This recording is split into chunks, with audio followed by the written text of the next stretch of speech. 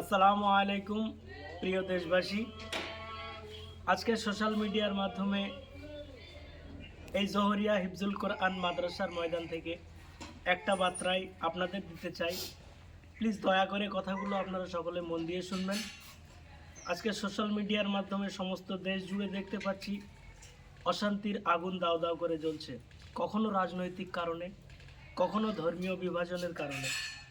তবে এটা জেনে রাখবেন, যারা মানুষের উপরে অত্যাচার করে, সে যে ধর্মেরই হোক না কেন, তার কোনো বাস্তবেই ধর্ম হয় না, আর অত্যাচারী জালিমের কোনো মজাব হয় না।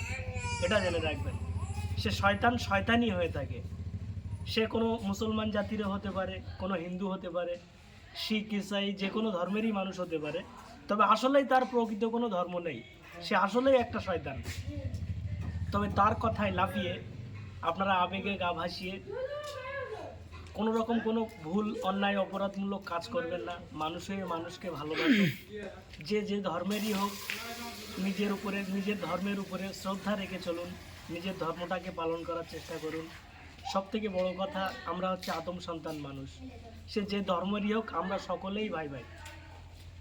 শুধু ভারতবর্ষ নয়, সমস্ত পৃথিবী জুড়ে যত কোটি মানুষ আছে, আমরা সকলেই ভাই ভাই। তো সকলের বিপদে আমরা যেন পাশে থাকতে পারি, মানুষ হয়ে মানুষের পরিচয় দিতে পারি।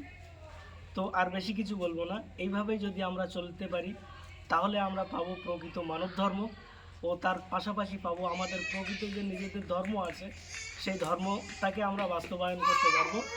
মানুষ হয়ে মানুষের পাশে যদি আমরা এইভাবে থাকতে পারি, তাহলে আমরা প্রকৃত ধার্মিক বলে নিজেদেরকে দাবি করতে পারবো, আর মহান স্রষ্টার কাছে গিয়েও আমরা মুখ দেখাতে পারবো।